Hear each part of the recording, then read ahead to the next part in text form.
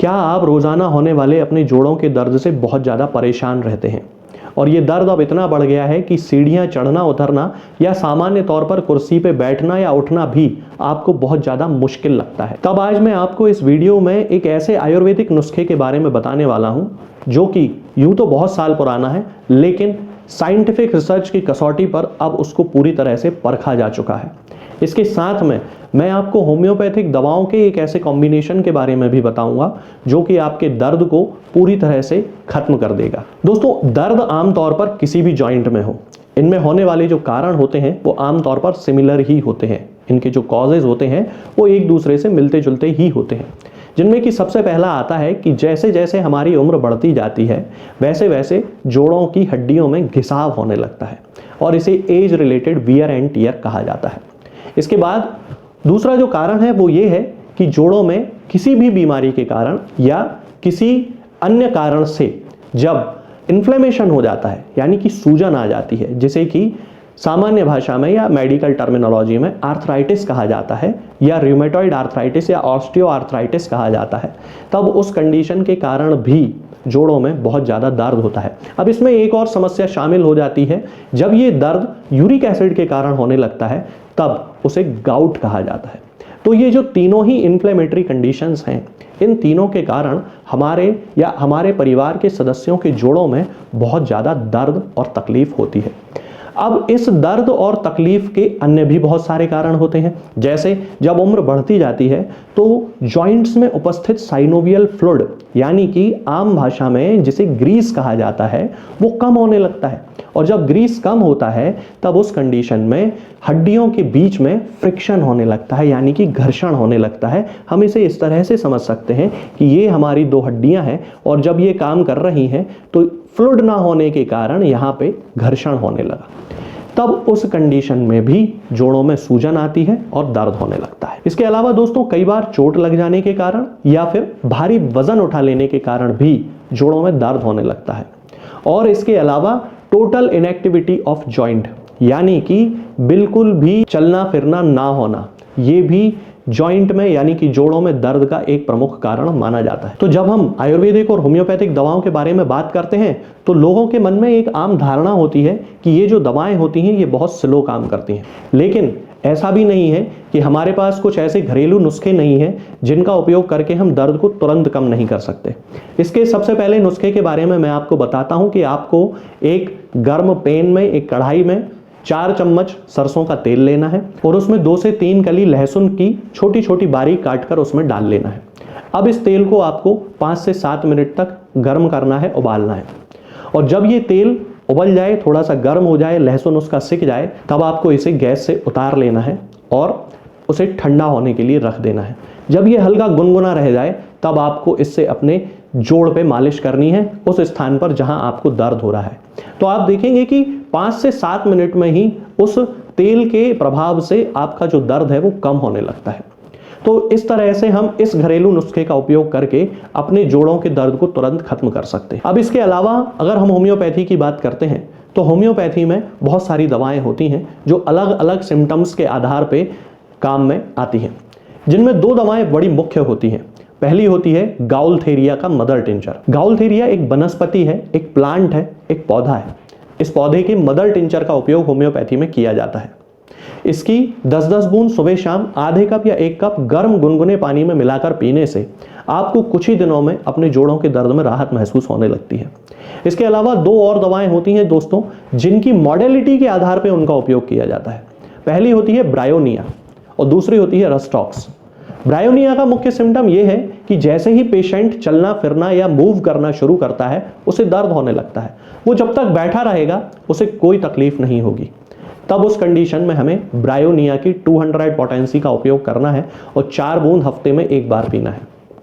इसके साथ में रस्टॉक्स, जैसा कि मैंने अभी आपको बताया, ये भी उतनी ही अच्छी दवा है जितनी अच्छी ब्रायोनिया, लेकिन इसका जो पेशेंट होता है उसे चलने फिरने से आराम मिलता है। तब उस कंडीशन में हमें रस्टॉक्स का उपयोग करना है और रस्टॉक्स की 200 पोटेंसी की 4 बूंद को हफ्ते में 1 बार पीना है। अब हम बात करते हैं उस घरेलू नुस्खे की जिसके कारण आपका ये दर्द हमेशा हमेशा के लिए पूरी तरह खत्म हो जाएगा। इस नुस्खे में आपको कुछ चीज़ें लेके आना है जो कि आपके घर पे आसानी से उपलब्ध रहती हैं। इसमें सबसे पहले है हल्दी, फिर लहसुन, फिर अदरक, फिर दालचीनी, फिर अश्वगंधा, काली मिर्च और छोटी इलायची। ये 7 चीज़ों के साथ आपको 1 गिलास दूध भी लेना होगा। अब यदि हम बात करते हैं इनकी प्रॉपर्टीज़ के बारे में, तो हल्दी आपको बहुत अच्छे से पता होगा कि एंटी इन्फ्लेमेटरी गुणों के लिए सबसे अच्छी चीज़ हल्दी मानी जाती है, जिसपे कि विदेश की कई यूनिवर्सिटीज़ में बहुत सारे रिसर्च हुए हैं। इसके अंदर पाया जाने वाला जो करक्यूमिन होता है वो पूरी तरह से इन्फ्लेमेशन को खत्म करने में सक्षम होता है। इसके अलावा लहसुन और अदरक भी एंटी इन्फ्लेमेटरी प्रॉपर्टीज़ वाले 2 सब्सटेंस होते हैं, जिनका उपयोग भी हम दर्द और सूजन को खत्म करने के लिए करते हैं। इसके साथ साथ अश्वगंधा हमारे अंदर जाकर कोशिकाओं में एक पुनर्जीवन उत्पन्न करता है, यानी कि रेजुविनेशन करता है, और उसके कारण हमारे शरीर में रोगों से लड़ने की क्षमता डेवलप होती है। अब जब हम बात करते हैं कि काली मिर्च और छोटी इलायची की, तब काली मिर्च और छोटी इलायची करक्यूमिन की एक्टिविटी की इफिशियंसी को, यानी कि हल्दी के अंदर जो करक्यूमिन पाया जाता है उसकी रोग प्रतिरोधक क्षमता और एंटी इन्फ्लेमेटरी गुण को बढ़ाने का काम करते हैं। तब उस कंडीशन में हमें इन दोनों चीज़ों का भी उपयोग करना चाहिए। और लहसुन अपने आप में एक एंटी इन्फ्लेमेटरी प्रॉपर्टीज से भरा हुआ पदार्थ है, जैसा कि हम तेल में उपयोग करते हैं, इसीलिए उसको गर्म करके हमें इस नुस्खे में भी उपयोग करना है। इस नुस्खे में आपको 1 गिलास दूध भी लेना है। उस 1 गिलास दूध में आपको आधा चम्मच हल्दी डालना है। उसके बाद एक छोटा टुकड़ा अदरक का किस्कड़ उसमें डाल लेना है, कद्दूकस किया हुआ। उसके बाद उसमें 2 से 3 कली बारीक कटे हुए लहसुन की डालना है, और उसके साथ में अश्वगंधा आधा चम्मच हमें लेना है। इसके साथ में एक आधा टुकड़ा हमें दालचीनी का लेना है, और 2 चुटकी काली मिर्च और छोटी इलायची का पाउडर, दोनों ही 2-2 चुटकी लेके हमें उसमें दूध में डाल देना है। इन सभी चीज़ों को जब हम दूध में मिला लेंगे, तब हमें दूध को गैस पे गर्म होने के लिए रख देना है, और 5 से 7 मिनट तक उसे फुल आंच पे उबालना है। जब 5 से 7 मिनट तक ये उबलने लगेगा, तो उसके बाद हमें गैस को थोड़ा स्लो कर देना है, और 2 से 3 मिनट तक फिर इसे उबलने के लिए रख देना है। अब थोड़ा ठंडा हो जाने के बाद इस दूध को आपको रात में सोते समय पी लेना है। इस दूध का लगातार 21 दिन उपयोग करने के बाद आप ये देखेंगे कि आपका जोड़ों का दर्द पूरी तरह से खत्म हो गया है। तो आज से ही आप इस नुस्खे का उपयोग करना शुरू कर दीजिए, और मेरी बताई हुई होम्योपैथिक दवाओं का सेवन भी करना शुरू कर दीजिए। बस ध्यान ये रखना है कि यदि आपको पहले से कोई हेल्थ कंडीशन है, यदि ब्लड प्रेशर की शिकायत है, डायबिटीज़ की शिकायत है, हार्ट से रिलेटेड अन्य कोई शिकायत है, तो पहले किसी अच्छे डॉक्टर से आप कंसल्ट कर लीजिए, अपने डॉक्टर से एक बार सलाह ले लीजिए, उसके बाद आप इनका उपयोग करना शुरू करें, तो आपको एक बहुत ही अच्छे रिजल्ट देखने को मिलेंगे। आज के इस वीडियो में फिलहाल इतना ही। आगे के वीडियोस में मैं आपसे बात करूंगा कुछ नई होम्योपैथिक दवाओं और घरेलू नुस्खों के बारे में। तब तक के लिए जय हिंद, जय भारत।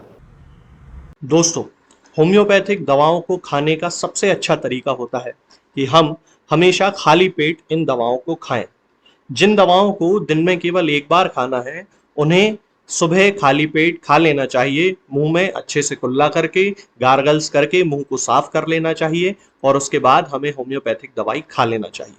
जिन दवाओं को दिन में 2 बार या 3 बार या 4 बार खाना होता है, उन दवाओं को खाली पेट खाने का मतलब होता है कि हम उन दवाओं को खाने के लगभग आधे घंटे पहले या फिर 2 से ढाई घंटे बाद ही खाएं, और उस स्थिति में भी हमारे मुंह में किसी भी वस्तु का, किसी भी चीज का स्वाद नहीं होना चाहिए, ना ही हमारे मुंह में किसी भी चीज की गंध होना चाहिए, जिससे कि ये होम्योपैथिक दवाएं हमारे शरीर पर बहुत अच्छे तरीके से काम कर सकती हैं।